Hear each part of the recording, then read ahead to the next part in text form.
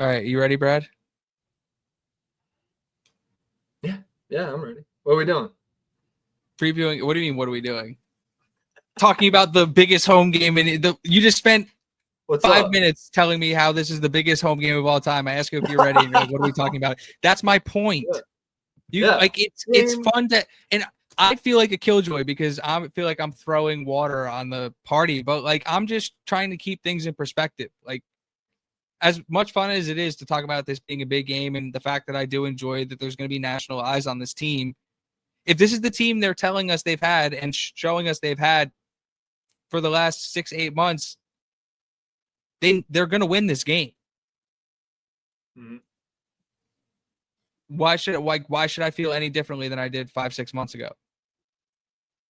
It's still the stakes, though. You can't just assume victory. You know, Illinois But is a it's good. no, I'm not. But it's like I'm not assuming. But again, like I don't know. It could be perceived stakes. Like, what if Illinois is just bad?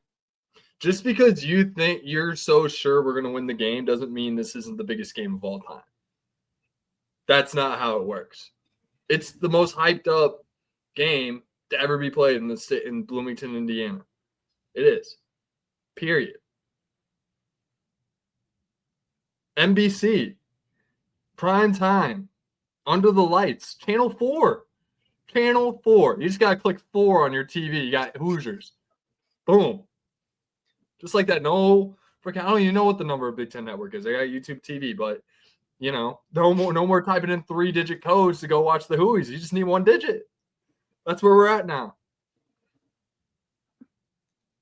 All right. I'll concede I've lost the argument in the court of public opinion, but my opinion will not change. No, you can die on the hill. You're allowed to die on the hill. You have a podcast. Die on the hill. All right. That's the hill I'm dying on. I appreciate your sentiment. I do. But I think you're wrong.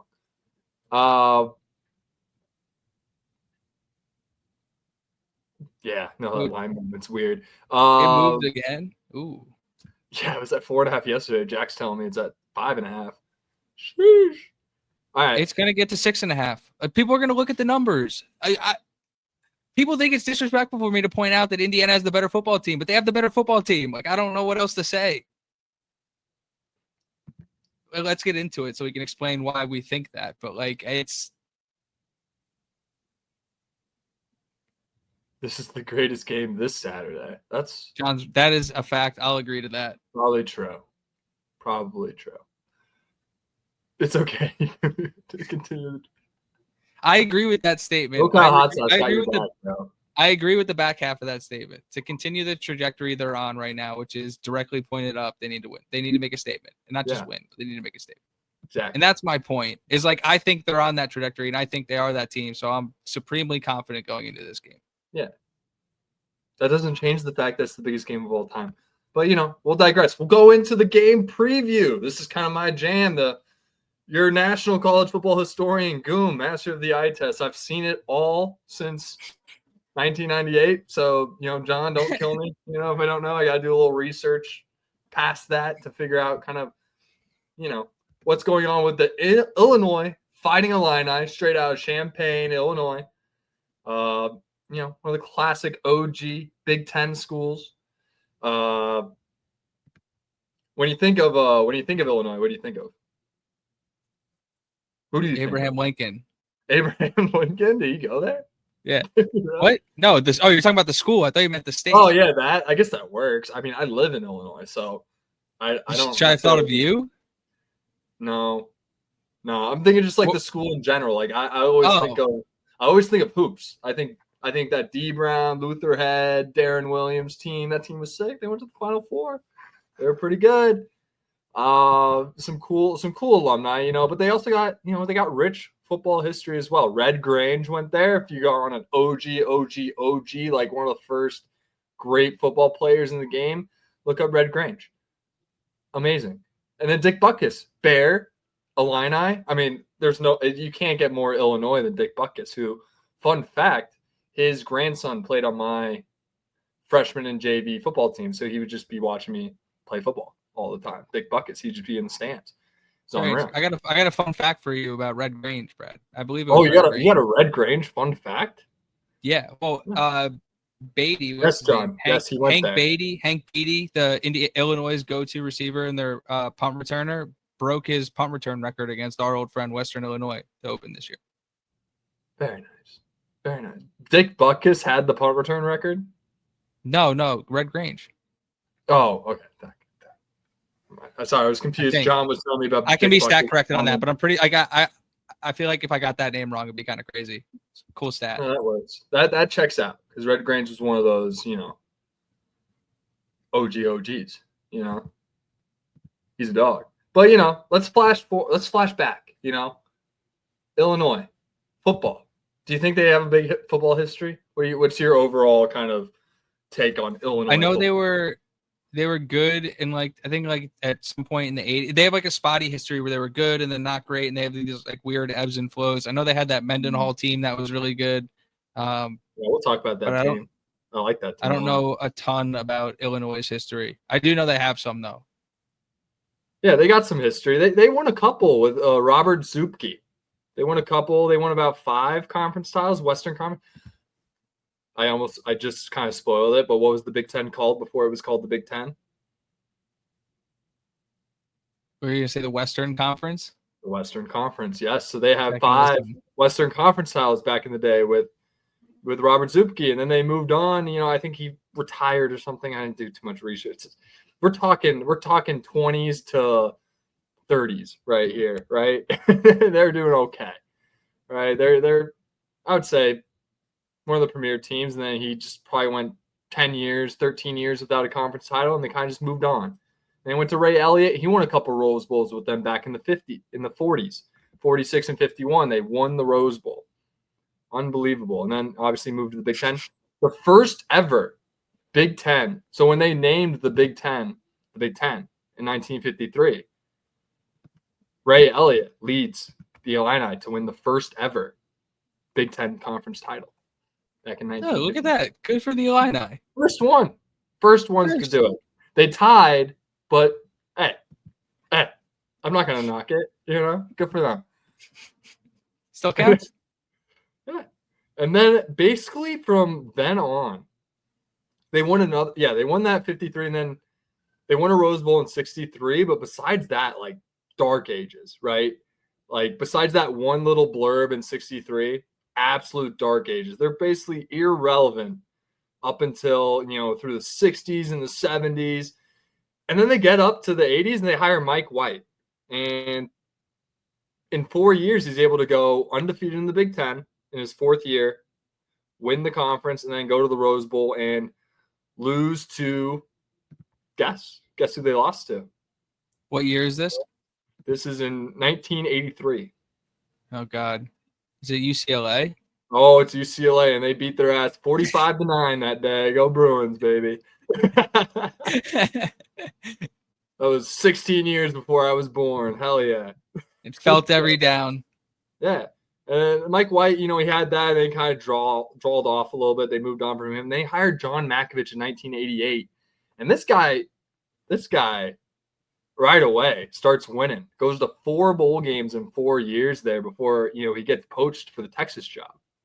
So what could have been at Illinois if, John Malkovich sticks around? I bet, there's so many probably Illinois fans that are ruminating about that. Imagine if John Malkovich stayed, What do you think about that?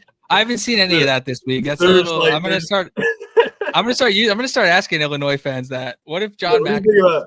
What do you think about John Malkovich leaving for the Texas job in 80? In 91, he left for it. 92. Do not be surprised when you see me reply to people on Twitter with that, because I will be using that. Perfect.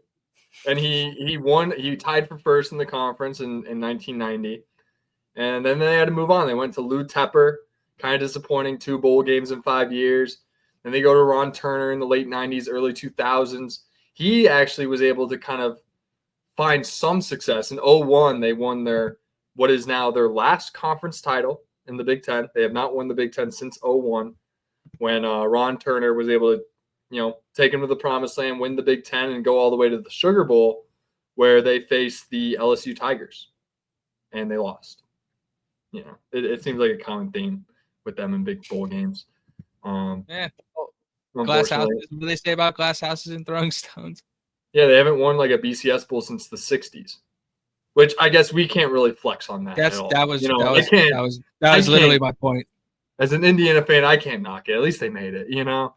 And there are certain things we can't respond to. Just most opposing fans aren't intelligent enough to go find it. They go back to like, your program stinks. It's like, now we have Kurt Signetti now. Like, you need to look at modern history. It's like I don't know. Exactly. And then 01. From 01 to 07, where they literally changed their coach. You know, Ron Turner follows that 01 season with 3 straight losing seasons. They move on.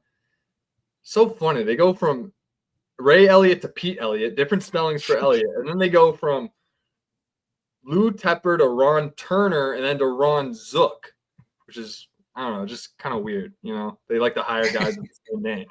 Interesting. Alliteration of some sort, or what's it called when the next word starts with the letter of the word that the alliteration. That's an alliteration. Yeah. Yes. And then they go losing seasons from 01 all the way to 07 when they have Ron Zook, where they go tied for second in the Big Ten. That is the Rashard Mendenhall Rose Bowl team. One of my personal favorites. I mean, if you're just a college football fan watching that Illinois team with Juice Williams, Rashard Mendenhall, Aurelius Ben, Vontae Davis. I mean, that team, Jay Lemon. I mean, they were sick. The problem is they ran into a buzzsaw that was USC at the time. They got absolutely smoked in that game. One of the worst Rose Bowls I've ever watched. But shout out to Illinois for a magical season and, making it all the way. But, shout out to those 5 guys. Those guys were amazing. And loved watching Juice Williams. He's a great player. So shout out for that. And thanks for the memories. And then basically since then, they've been basically irrelevant. Whether you go the end of Ron Zook, Tim Beckman, Bill Cubit, Lovie Smith, not great. not a great era. I mean, that's a team that lost to Connor Bazelak's Indiana Hoosiers. Yeah. Exactly. And it feels like Brett Bielema being hired in 2021, perfect timing right after the COVID year. I feel like that's a great time. Wasn't he hired there and left to take the Missouri job or something? What was up with that? Who, Bielema? Am I off base here? Yeah. I swear he was there and left or something. There was some story there where isn't this his second stint or am I just making this up? It's not his second stint as a head coach, but there might be some weird, I don't know. I might have to look into that. I don't know. But yeah, Brett Bielema, first year 5-7. Next year they go 8-5, losing the ReliaQuest Bowl. Then they go back, a little drop off, 5-7. I think that's the first year 1 of Altmaier. And then they have their big breakout, 10-3 with a win over South Carolina in the Citrus Bowl. And they basically bring everyone back from that team this year. So there's a lot of hype going into this year. And they've answered the call, right? They've gone in. They've taken care of business against Western Illinois and Western Michigan. They beat the piss out of Duke and Durham. However, if you watch that game, 5 turnover margin. Duke was kind of outplaying them minus the turnovers. But anybody who watched the game talks about how dominant Duke's defensive line was against Illinois. I think Mark Rogers said 8 tackles for loss, maybe 4 sacks in the first half of that game. And now I could be off base and just misremembering the stat, but they were wreaking a lot of havoc in that game. Exactly. They just turned the ball over 5 times. You just can't win that way. Yep. No, you can't lose the turnover battle by 5 and win. It's just impossible. It is. You have to be far superior than your opponent to pull that off. And Duke just wasn't. And Illinois, now ranked 9 in the country. They have all the hype. This is supposed to be, for them, their best team since that 07 team. That's what they're thinking. That's what the hype was going into the year. And they've answered the call. So then that brings us to September 20th. I made the Bielema thing. I have no idea where that came from. On NBC, 6:30 Central Time at Memorial Stadium in Bloomington, Indiana. The Hoosiers are a 4.5 point favorite. Last time I checked, the 54.5 total. And yeah, I would say Illinois leads the series all time 46-25 with 2 ties. However, Indiana has won. Indiana has won 4 of the last 5.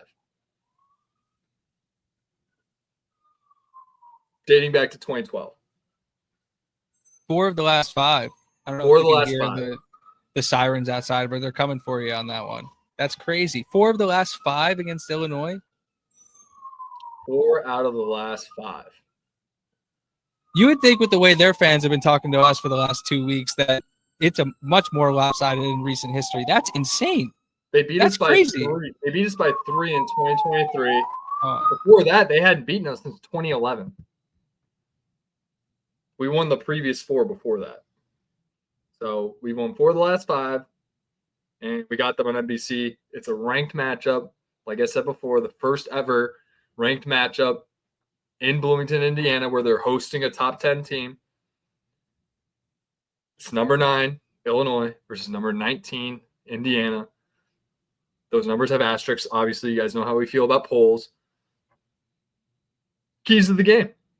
How was that? How was that preview? Good, just like the Six Inside days. Can't believe you got it. I don't know. I feel like we got more like in depth with the alumni. I feel like we got a little bit more like old time players. I don't know. There was maybe not too much meat on the bone for Illinois. Yeah, no, I've been trying to focus less on pre 1998 because I think that's something I did on the Six Inside days where I would. That's how I learned about Bo Schembechler. Bo Schembechler, yes, obviously. I mean, with Michigan, you kind of got to talk about Bo and all those guys and the fellas, the Wolverines, But yeah, keys to the game. You can go first, but I obviously have. Well, no, I don't want. I don't want this particular game is. Meaning, because we all know Indiana's history, this is a big time for them, but this is a big spot for Illinois as well. Yes, I think that's the point of this historical contest, right? Like, they haven't found too much success. You could argue this might be a top 10 team for them all time. All time. Yeah, they haven't had this much preseason buzz since like the 90s. Exactly. Or the late 80s. Yeah, it's year 5 of Bielema. They're expecting the breakout. Right, it's like everybody's like, oh, year 5, the breakout's coming. Like Matt Rule, year 3, the breakout's coming. Like Curt Cignetti demonstrated the team all these pundits and people want these teams to break out into in year 1, and everyone's just discounting the fact that he's not going to be able to develop the team to at least be at that level again, if not better. Like, where's the progress? Like, how come Cignetti doesn't get any credit for development? Like, oh, we need to, like, year 3 is when Matt Rule really gets those guys going. It's any Nebraska fan, any of these fans who didn't make the college football playoff last year would trade their season last year for Indiana's. And you can't tell me otherwise. That's just an asinine statement. And so, lowering my desk. I can't stand anymore. I want to highlight a couple groups. I want to highlight a couple of specific things about Illinois before we jump into like specific like keys to this game, because I do think a couple of them are pretty obvious, but I do want to touch on some things Illinois is bringing. One of them is defensive versatility.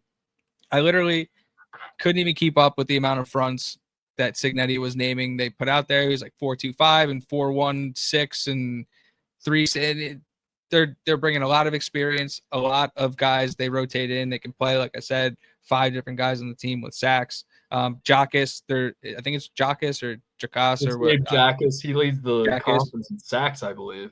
Leads the conference in sacks. He's got 3.5, and he's also forced 2 fumbles. The interesting part about that Duke game where they had 5 turnovers, 4 fumbles.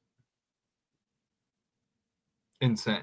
So it wasn't even like Mensa being a spaz. It was just. I didn't watch the game, so I can't really speak to it. But I as a box score viewer, I thought that was interesting. Obviously, Altmaier, experienced, gritty dude, put up a ton of stats in the Big Ten. He's got 709 passing yards, 1 more than Mendoza. But obviously, Indiana's run the ball way better than Illinois has. If Mendoza was throwing the ball as much as Illinois is throwing the ball, or they didn't have as an effective run game, the numbers would look different, but they don't. Hank Beatty or Hank Beatty, the guy who we said is returning kicks for Illinois, he's got some juice. He set their program record for kick returns. He's got 19 catches. He's their go-to guy. Nobody else on their team has more than 10 catches. I'm sure he's going to get very equated with our number 5, D'Angelo Pons, and I'm sure he's going to see him a lot. And if I was them, I'd be putting him on the other side. Yeah, there's a lot of cool matchups in this game that are very, very intriguing. And yeah, I'm not going to stop you, but continue. There is, though, I'm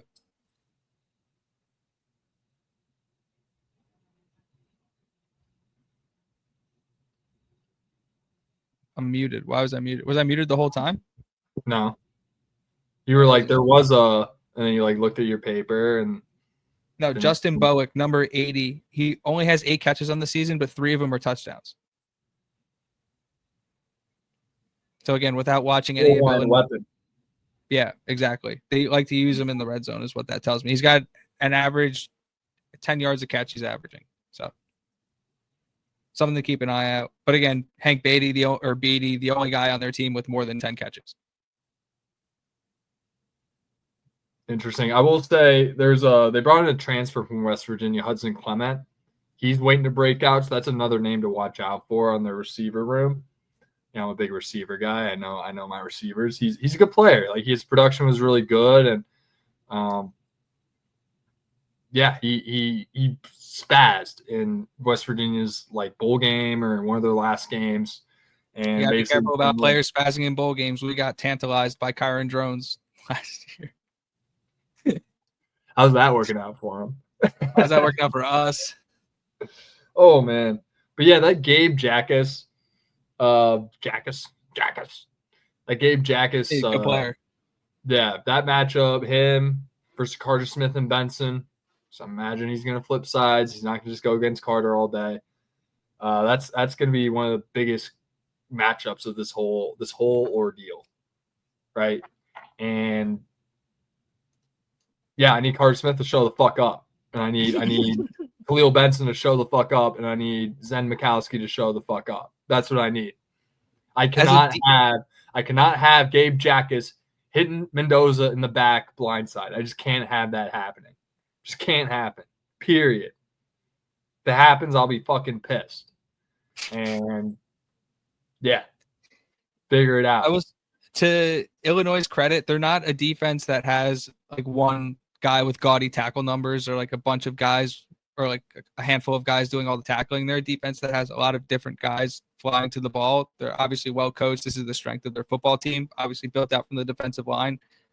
But they're frisky in the secondary as well. They cover well. They're, again, well coached, and they fly to the football. Like there's not really they don't have – I know Aiden Fisher's not our leading tackler right now. Right now it's Lewis Moore, and I think that's had a lot to do, again, with what they were using Fisher to do and the way they're trying to contain these quarterbacks in the pocket. But they don't have a guy like Lewis Moore or like Aiden Fisher who's going to go out there and like lead the team in tackles like week after week after week. It's more of an effort thing by committee, which is, again, well coached. Yeah, back to Illinois' DBs, they are very, very good. That's probably the strength of their team. They brought back all 5 starters from their team last year. I want to highlight Xavier Scott, Matthew Bailey, and Torrey Cox. Those guys are ball players, and our receivers are going to have to really step the fuck up. I mean, I'm loving what I'm seeing from Coop. I'm loving what I'm seeing from Surratt, EJ. Holden Staves was getting in on the action. I think they have a lot of confidence in terms of what they're trying to do, but they're going to have to win some one-on-one matchups, right? They're going to have to win, right? They're not going to be able to get schemed up. You know, they're going to have to just win. I mean, they will at times, but there's going to be a point where they're going to you're going to have to win a one-on-one matchup. They're just going to have to win, right? And yeah, it's going to be a tough matchup for our guys. As good as our receivers are, that's the strength of their team is their defense, and that starts from the front and from the back. They are loaded on defense, and it can be a real slugfest in this game real quick. And you know, obviously I want as much scoring as possible, but I believe in Shanahan to be able to, you know, scheme some guys up and win some matchups. But I'm going to need to see, you know, I don't want it to be like Notre Dame where our guys were just covered the whole game and Rourke didn't know what to do because he couldn't run. right? The good thing is Mendoza can run, and that's going to add a new dimension to our offense that I think is going to come in handy for this game if we're dealing with, a really good front seven and an even better secondary. You think the secondary is the strength of the team? Yeah, I do. I think their DBs are very good. It was supposed to be their O-line. Their O-line was supposed to be the strength of their team going. Their O-line is not good. And it's been the exact opposite of that so far, which brings me to my next point. We're flipping the ball here, right? You have a tough matchup on defense. Guys are going to have to step up. Carter Smith and Elijah Surratt and Coop are going to be the most important, and Mendoza's legs are going to be the keys to us having success. I think we're going to be able to run the ball as always. But no, that passing game needs to be able to get going, and we need to protect Mendoza and be able to get the ball out. Other side of the ball, their O-line is susceptible. They are not what they were hyped up to be going into the year, and I think that's actually a good thing to acknowledge going into this game. Maybe they step up a little bit. Maybe they have a great game against us. Regardless, I need 6.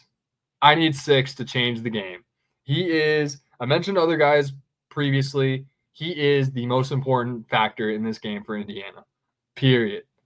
We need him to go crazy. I want Altmaier to see Mikhail Kamara and his nightmares in November.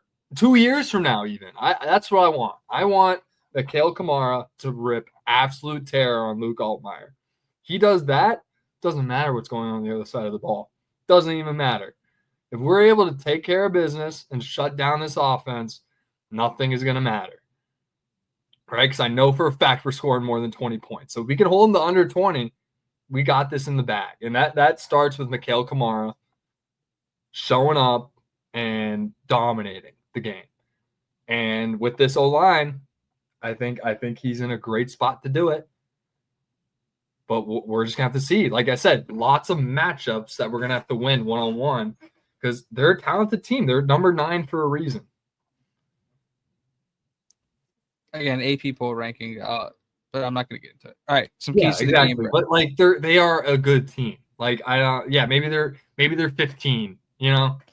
Doesn't matter. They are a top 25 team. They will be ranked all year. Yes. Here, unless they drop some, they shouldn't. But even then, they got they have a tough schedule. So they are a top 25 quality team.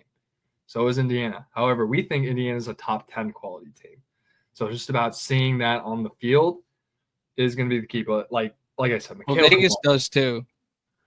Mikhail Kamara. They're saying you're invisible. They're saying you're not going to bounce back and be, and get your production from last year. They're all doubting you. They're saying all these things about Mikhail Kamara. He hasn't showed up. He needs to switch positions. Mikhail Kamara, I'm bringing back my old tweet. What are you fucking prepared to do about it?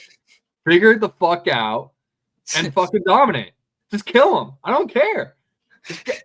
Reel him in, maybe. Fishing I want hooks of him holding up, Luke Altmaier as a little trophy fish. That's what I want for Mikhail Kamara. I want him to literally mount Luke Altmaier's head in his living room. That's what Mikhail Kamara. That's the energy I need from Mikhail Kamara going into this game. He needs to show the fuck up and dominate. Obviously, we've talked about that. Maybe he has a different role. Maybe he's expected to do things. Unleash the guy. We need him to wreak havoc on this team. And I need him to show up in the big games. This is when big time players show up, and it's right now, biggest home game of all time. That's when I need Mikhail Kamara to show the fuck up.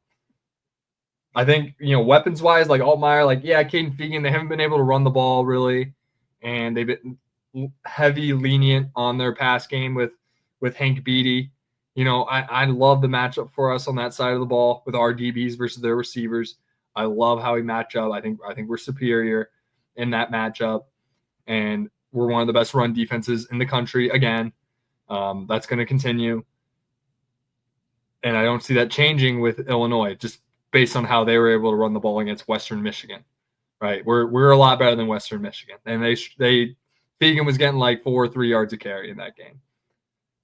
It really comes down to when that's the case, it comes down to Mikhail Kamara and the pass rush to just shut down that pass as well. Because I know the run's going to be there, the run stoppers. It comes down to Mikhail Kamara just dominating the game and not letting Altmaier even get the ball out. I agree. Keys to success.